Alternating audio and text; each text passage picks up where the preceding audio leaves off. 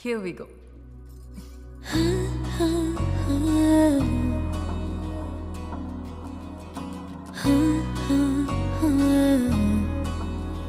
ప్రాణం మల్లాడిపోదా అమ్మాడి, అందం కట్టేసుకుంటే అమ్మాడి, ఇంకా కల్లోనే ఉన్న అమ్మాడి, ఈ మాటే అంటూ ఉంటూ రోజంతా